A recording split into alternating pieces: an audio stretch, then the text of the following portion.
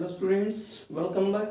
आज हम पढ़ेंगे कि हाइड्रोजन इलेक्ट्रोड और कलोमल इलेक्ट्रोड जो कि एक रिवर्सिबल इलेक्ट्रोड होते हैं उनके बारे में डिस्कस करते हैं कि वो क्या होते हैं, किस प्रकार से वो वर्क करते हैं, क्या होगा जब वो एनोड के ऊपर एनोड की तरह एक्ट करेंगे या क्या होगा जब वो कैथोड की तरह एक्ट करेंगे। तो उनके बारे में थोड़ा सा डिस्कस करते हैं। देखो, एक बात याद रखना है कि दो इलेक्ट्रोड मास इंपोर्ट करवा रहा हूँ, दोनों इंपॉर्टेंट है एग्जाम पॉइंट ऑफ व्यू से। दोनों ही इलेक्ट्रोड को जो जैसे हाइड्रोजन इलेक्ट्रोड है, इस हाइड्रोजन इलेक्ट्रोड को मेनली हम यूज करते हैं पीएच मीटर में। किसी भी सॉल्यूशन की पीएच को कैलकुलेट जब हम करते हैं by the using of pH meter, तब ये हाइड्रोजन इलेक्ट्रोड को हम वहां पे क्या करते हैं, यूज करते हैं। सिमिलर वे में कलोमल इलेक्ट्रोड को हम कहाँ यूज करते हैं, इन द कंडक्टोमेट्रिक टाइट्रेशंस में, इन द पोटेंशियोमेट्रिक टाइट्रेशंस में। तो वहां पे हम उनका क्या करते हैं, यूज करते हैं। दोनों के दोनों जो इलेक्ट्रोड होते हैं और दोनों के दोनों ही इलेक्ट्रोड कैसे होते हैं, रिवर्सिबल इलेक्ट्रोड होते हैं। तो हम आज यही पढ़ने वाले हैं कि रिवर्सिबल इलेक्ट्रोड, सिंपल अगर टॉपिक का नाम है वो है क्या, वो है एक प्रकार से रिवर्सिबल इलेक्ट्रोड। रिवर्सिबल इलेक्ट्रोड कौन से इलेक्ट्रोड होंगे?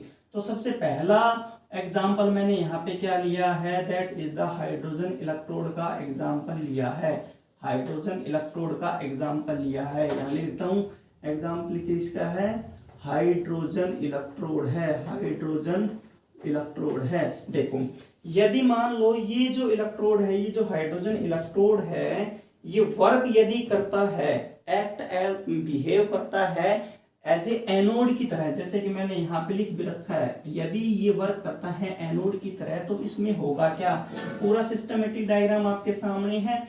यहाँ पे एक प्लेटिनम फाइल होते हैं जहाँ पे हाइड्रोजन गैस आके क्या होती है, अडजॉर्ब होती है। ये जो है, ये क्या है, प्लेटिनम फॉइल है जहां पे गैस क्या होगी, आके अडजॉर्ब होगी। ठीक है, नीचे क्या होता है, इसका सॉल्यूशन प्रेजेंट होता है। सॉल्यूशन कितना होता है, 1 mHCl सॉल्यूशन, और इसको मेनली हम 25 डिग्री सेल्सियस के ऊपर क्या कराते हैं जी, वर्क कराते हैं। मेनली 25 डिग्री सेल्सियस के ऊपर इसको क्या कराते हैं, वर्क करवाते हैं। प्लेटिनम वायर जो है यहाँ पे मैंने लगा रखी है, इस वायर के, ये जो वायर है वो कहाँ जाके कनेक्ट हो जाएगी, गैल्वेनोमीटर में। ठीक है, तो देखते हैं जब ये काम करता है एनोड की तरह तो होगा क्या। जब ये एनोड की तरह काम करेगा तो ये जो हाइड्रोजन गैस है, समथिंग P1 प्रेशर के ऊपर जो गैस आ रही है, उसका यहाँ पे क्या होता है, डिसोसिएशन होता है और बनता क्या है, H पॉजिटिव प्लस में एक इलेक्ट्रॉन।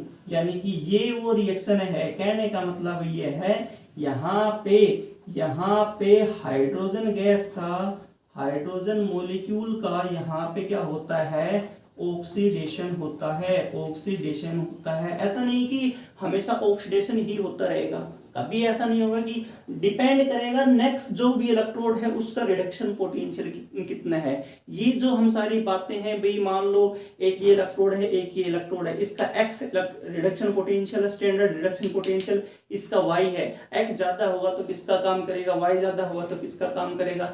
ये हम कहाँ पढ़ते हैं, इलेक्ट्रोकेमिकल सीरीज में। उस इलेक्ट्रोकेमिकल सीरीज की एप्लीकेशन यही थी कि वो क्या बताता था कि जिसका रिडक्शन पोटेंशियल ज्यादा, जैसे मैं कह दूं x की वैल्यू ज्यादा होगी, y की वैल्यू कम है, तो जिसका रिडक्शन पोटेंशियल कम होगा वो काम किसका करेगा, वो एनोड का। जिसका ज्यादा होगा वो काम किसका करेगा, कैथोड का।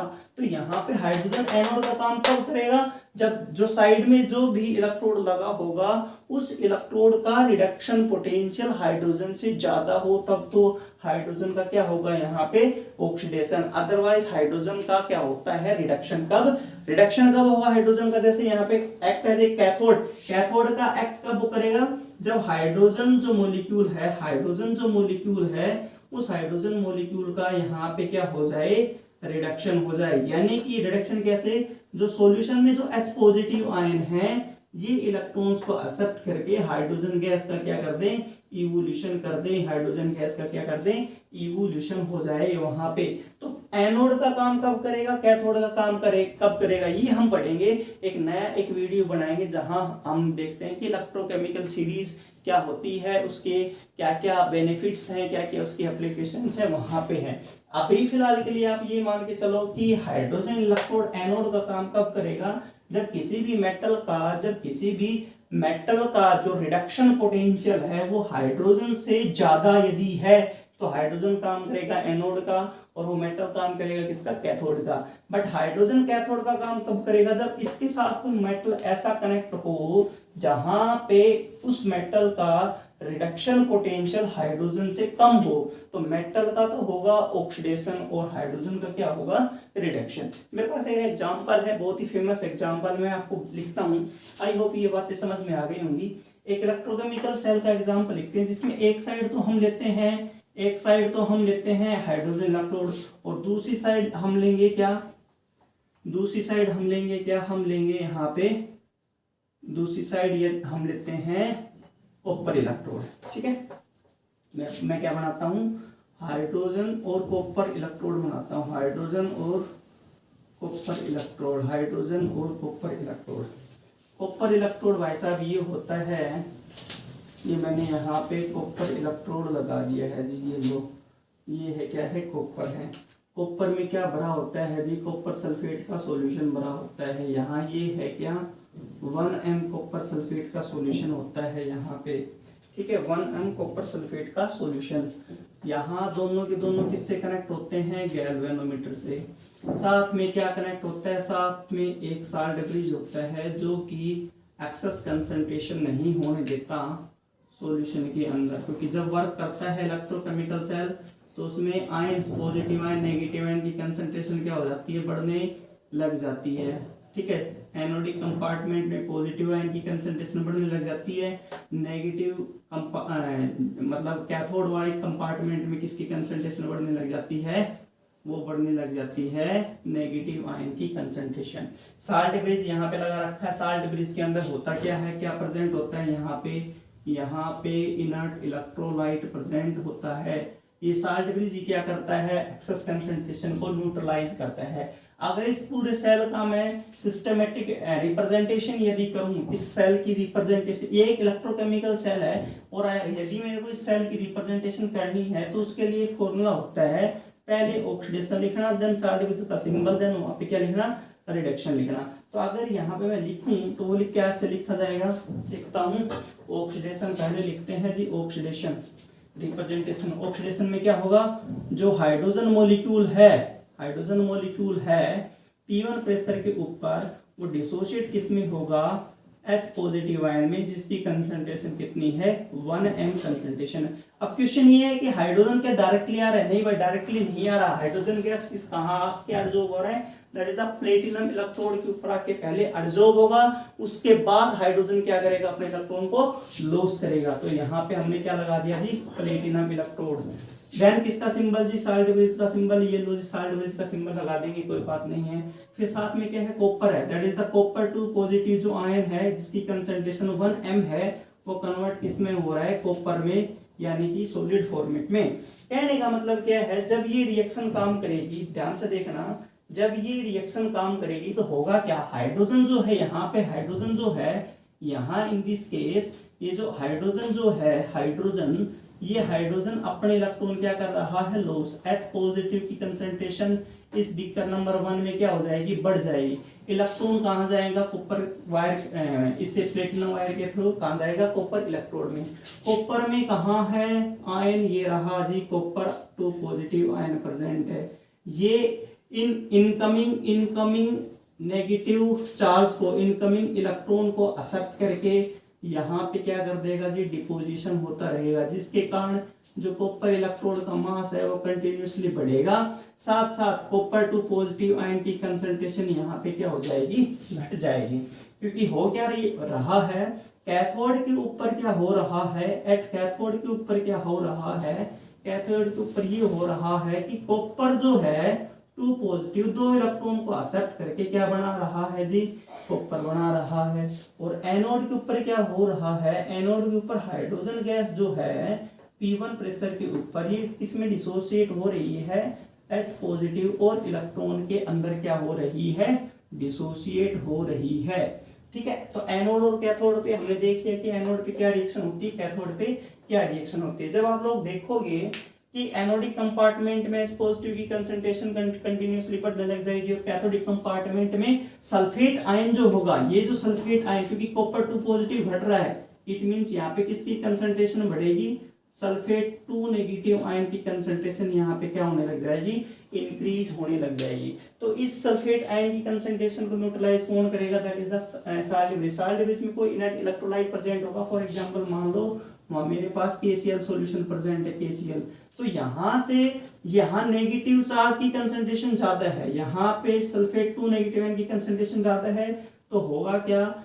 यहाँ पे K पॉजिटिव आएगा, यहाँ पे क्या आएगा, K पॉजिटिव आ जाएगा, K पॉजिटिव और सल्फेट आयन दोनों मिलके क्या बना देंगे, कॉपर सल्फेट, ठीक है, कॉपर सल्फेट कह रहा हूँ, पोटाशियम सल्फेट। और यहाँ पे Cl नेगेटिव जब नेगेटिव आयन जब आएगा तो यहाँ होगा क्या, H पॉजिटिव और Cl नेगेटिव दोनों मिलके क्या बना देंगे, दैट इज द HCl का सॉल्यूशन, ठीक है। तो एक्सेस कंसंट्रेशन यहाँ पे क्या हो जाएगी, न्यूट्रलाइज, और जो अपना इलेक्ट्रोकेमिकल है सेल है वो क्या करने लग जाएगा, कंटिन्यूसली वर्क करने लग जाएगा, ठीक है। अब इसकी यदि पूरी ओवरऑल यदि मैं रिएक्शन लिखूं, तो रिएक्शन क्या होगी, दैट इज द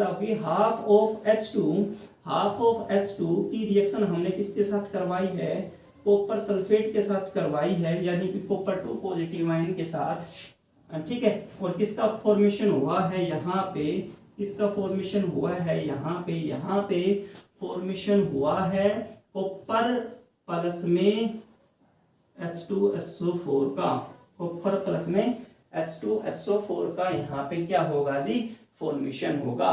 तो देखो ये अब देखते हैं क्या ये रिएक्शन स्पॉन्टेनियस है, या क्या ये रिएक्शन या क्या ये पूरा सेल स्पॉन्टेनियस है या नहीं है, क्योंकि हम पढ़ते हैं कि जब भी किसी भी मेटल के ऊपर कोई भी डाइल्यूट एसिड हम डालते हैं तो हाइड्रोजन गैस का क्या होता है, इवोल्यूशन होता है। ये हम छोटी क्लासेस में पढ़ते हैं, 6-7 स्टैंडर्ड से हम लगातार पढ़ते हैं। बट इन दिस केस देखा जाए यहाँ पे हाइड्रोजन गैस का इवोल्यूशन नहीं हो पाता।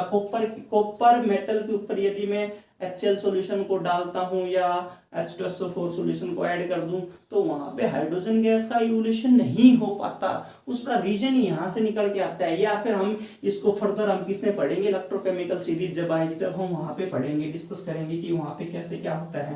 तो फिलहाल यहाँ पे देखते हैं, जब ई सेल की वैल्यू की बात आती है, E of nought of cell की वैल्यू किसके बराबर आएगी, E nought of cathode minus E nought of anode. Cathode पे कौन काम कर रहा है, कैथोड पे काम कर रहा है जी कॉपर, यानी कि E nought of copper to positive to copper minus E nought of H positive to H2 hydrogen electrode, क्योंकि एनोड पे हाइड्रोजन है, कैथोड पे कौन है, कॉपर। जब इसकी वैल्यू निकलेगी तो कॉपर, इसकी वैल्यू कितनी होती है, इसकी वैल्यू होती है प्लस 0.34 वोल्ट, ठीक है। और इसकी वैल्यू कितनी होती है 0.00 वोल्ट। तो ये जब सब्ट्रैक्ट करूंगा तो वैल्यू किस में आएगी, वो वैल्यू आएगी प्लस 0.34 वोल्ट ही वैल्यू आएगी। यानी कि इस सेल का जो ईएमएफ है, यानी कैसा सेल है, जिस सेल में हाइड्रोजन काम कर रहा है एनोड का और कॉपर काम कर रहा है कैथोड का, तो वहां ईएमएफ की वैल्यू किस में आती है, पॉजिटिव में। और जहां ईएमएफ पॉजिटिव में आता है, इट मींस वहां पे वो सेल कैसा काम करता है, स्पॉन्टेनियस का काम करता है, अपने आप वो चीज होती है, ठीक है। बट मान लो कि उल्टा हो, उल्टा का मतलब ये रिएक्शन यहाँ पे वापस बैक हो जाए। एक बार इसको मिटाता हूं, ठीक है। देखो ये रिएक्शन मान लो उल्टी हो, उल्टी होने का मतलब क्या हो, बैकवर्ड डायरेक्शन में ये रिएक्शन हो जाए। बैकवर्ड में कैसे होगी कि जो कॉपर है, कॉपर के साथ मैं रिएक्शन किसकी करा दूं, मान लो HCl के साथ रिएक्शन करा दूं कॉपर की, ठीक है। कॉपर की रिएक्शन में HCl के साथ कराऊंगा तो क्या बनेगा, कॉपर CuCl2 प्लस H2, ये बनना चाहिए अपने पास, ठीक है। क्या ये बनता है या नहीं, चेक करेंगे क्या ये होती है रिएक्शन या नहीं, वो अपने को चेक करना है। देखो यहाँ पे रिएक्शन क्या हुई है, इन दिस केस एनोड का काम कौन कर रहा है, किसका रिडक्शन हुआ है, वो मैं यहाँ पे रिप्रेजेंट कर देता हूँ। जो कॉपर है, यहाँ पे कॉपर, देखो यहाँ पे कॉपर 0 से कॉपर 2 पॉजिटिव है, यानी कि कॉपर ने अपने इलेक्ट्रॉन क्या किए हैं, लॉस, और हाइड्रोजन ने अपने इलेक्ट्रॉन पे क्या किया है, असर, ठीक है। तो एनोड के ऊपर हुआ क्या, एनोड के ऊपर ये हुआ कि कॉपर जो है कॉपर ने अपने इलेक्ट्रॉन्स को क्या किया है, अपने इलेक्ट्रॉन्स को क्या किया है, लॉस किया है, ठीक है। और कैथोड के ऊपर काम क्या हुआ है कि हाइड्रोजन ने अपना इलेक्ट्रॉन एक्सेप्ट करके हाइड्रोजन को फॉर्मेशन किया है। जब इस सेल का ई सेल वैल्यू में निकालने की कोशिश करूं, ई सेल की वैल्यू, तो कैसे निकलेगा, ई cathode minus E of anode. Cathode पे कौन काम कर रहा है, दैट इज द कॉपर कर रहा है, एनोड पे कौन कौन कर रहा है, H पॉजिटिव और H2 कर रहा है। तो ये वैल्यू कितनी है, कॉपर नहीं कर रहा कैथोड पे, देखो कैथोड पे कौन आपकी बार हाइड्रोजन है, तो यहाँ उल्टा लिखा जाएगा, दैट इज द कौन है, H पॉजिटिव टू H2, और एनोड पे कौन है, that is the copper to positive to copper. तो यहाँ तो वैल्यू 0 और माइनस ये वैल्यू कितनी होती है, प्लस 0.34 वोल्ट। तो आंसर जो आएगा वो कितना आएगा, 0.34 वोल्ट। यानी कि जब कॉपर के ऊपर HCl डाला तो जो ई नॉट सेल की वैल्यू है वो कैसी आ रही है, नेगेटिव आ रही है। It means non spontaneous reaction है, और नॉन स्पॉन्टेनियस रिएक्शन अपने आप नहीं होती, उनको करवाना पड़ता है। तो वही सेम केस है कि जब भी मैं कॉपर के ऊपर HCl को ऐड करता हूं तो कभी भी हाइड्रोजन गैस का इवोल्यूशन नहीं होता, हाइड्रोजन गैस का इवोल्यूशन नहीं होता। उसका रीजन ये है कि जब हाइड्रोजन इलेक्ट्रोड को कनेक्ट करता हूं कॉपर इलेक्ट्रोड से, तो वहां पे सिंबल कैसा आता है, ई नोट की वैल्यू किस में आती है, नेगेटिव में आती है। तो ये इसका क्या है, रीजन है, ठीक है। सेम टू सेम हम आप जिंक का भी केस ले सकते हैं। यदि आप एक्सप्लेन करना चाहो तो मेरे को कमेंट बॉक्स में बता देना, मैं जिंक इलेक्ट्रोड को लेकर आप लोगों को इसके साथ आ जाऊंगा, ठीक है। एक बार जिंक इलेक्ट्रोड के साथ हाइड्रोजन एक्ट करेगा तो भाई एक दोनों केस लेंगे वहां पे भी। एक बार तो जिंक को ले लेंगे कैथोड पे, हाइड्रोजन को ले लेंगे एनोड पे, या एक बार ले लेंगे जिंक को कैथोड पे ले लेंगे, हाइड्रोजन को एनोड पे, या हाइड्रोजन को कैथोड पे, जिंक को किस पे ले लेंगे, कैथोड एनोड पे, ठीक है। तो ये जो सारी बातें हैं ये हम जिंक के साथ भी कर सकते हैं। फिलहाल हमने किसके साथ डिस्कस किया है, कॉपर के साथ। तो जब जिंक का कंसेप्ट आएगा, जब जिंक का कंसेप्ट, जैसे फॉर एग्जांपल ये मैं यहीं पे एक बार वो बनाता हूं, पॉज करो, मेरे पास ये रिएक्शन है कि भाई जिंक सल्फेट की रिएक्शन HCl के साथ कराता हूं, क्या बनता है, ZnCl2 प्लस H2, और यहाँ पे हाइड्रोजन गैस का क्या होता है, इवोल्यूशन होता है। तो इस केस में सेकंड जो एग्जांपल, इस केस में क्या हुआ, जिंक का यहाँ पे इलेक्ट्रॉन का लॉस हुआ है, और हाइड्रोजन ने अपने इलेक्ट्रॉन क्या किए हैं, एक्सेप्ट किए हैं, ठीक है। मतलब अगर यहाँ पे मैं लिखना चाहूं कि एनोड पे क्या हुआ, एनोड पे कौन है, दैट इज द जिंक है। जिंक ने 2 इलेक्ट्रॉन क्या किए हैं जी, लॉस किए हैं। और कैथोड पे क्या हुआ है, एट कैथोड पे हुआ क्या है कि H पॉजिटिव ने इलेक्ट्रॉन को एक्सेप्ट करके क्या बना दिया, H2 गैस, ठीक है। अब जब इसकी ई नोट वैल्यू में निकालने की कोशिश करूं तो कैसे निकलेगी, E cell minus E of anode. Cell कितना है, कैथोड पे कौन है, that is the hydrogen electrode, E of H positive to H2 minus anode पे कौन है, जिंक कितना है, E nought of zinc 2 positive to zinc. Hydrogen का इलेक्ट्रोड पोटेंशियल होता है 0, और उसका कितना होता है, माइनस 0.76 वोल्ट। तो इसका आंसर किस में आएगा, प्लस 0.76 वोल्ट आएगा। यानी कि इस सेल का जो ई सेल की वैल्यू है, ई सेल की वैल्यू कितनी आती है, प्लस 0.76 वोल्ट आती है। बट जब मैं कॉपर के ऊपर HCl डालता हूं तो वहां पे ई सेल की वैल्यू कितनी आती है, माइनस 0.34 वोल्ट। बट जब जिंक का केस है तो ई सेल की वैल्यू कितनी आएगी, प्लस 0.76 वोल्ट। कहने का मतलब ये जो रिएक्शन है वो कैसे रिएक्शन है, that is the spontaneous reaction, ठीक है। और ऊपर वाली कैसी रिएक्शन है, वो नॉन स्पॉन्टेनियस या नॉन फीजिबल रिएक्शन है, वो नॉन फीजिबल रिएक्शन है। और ये वाली जो रिएक्शन है वो कैसी है, that is the feasible reaction. तो यहां से ही पता लगता है अपने को, इलेक्ट्रोड पोटेंशियल से ही पता लगता है कि कौन सा मेटल हाइड्रोजन गैस का इवोल्यूशन करेगा, कौन सा नहीं करेगा। तो वो हम यहाँ से एक्सप्लेनेशन दे सकते हैं। तो यहाँ पे हाइड्रोजन जो इलेक्ट्रोड है वो एक एग्जांपल है किसका, रिवर्सिबल इलेक्ट्रोड का। सेम वे में एक और है अपने पास, दैट इज द कलोमर इलेक्ट्रोड। वो मैं नेक्स्ट वीडियो में आप लोगों के साथ आऊंगा। नेक्स्ट वीडियो में आपके साथ डिस्कस करते हैं कि कलोमर इलेक्ट्रोड किस प्रकार से एनोड का, किस प्रकार से कैथोड का काम करते हैं, ठीक है। तो आई होप ये जो सारी जो बातें हैं हम लोगों ने आज पढ़ी हैं ये आपको समझ में आई होंगी। यदि कुछ और रिकमेंडेशन आप लोगों की तरफ से हो तो आप जरूर बताना, क्योंकि मैं कोशिश करूंगा उसको इम्प्लीमेंट करने की। तब तक के लिए जो हम फिर मिलते हैं नेक्स्ट वीडियो में, नेक्स्ट ऊर्जा के साथ और नई बातों के साथ। ठीक है, लाइक करते रहें, शेयर करते रहें और सब्सक्राइब करते रहें। Thank you very much.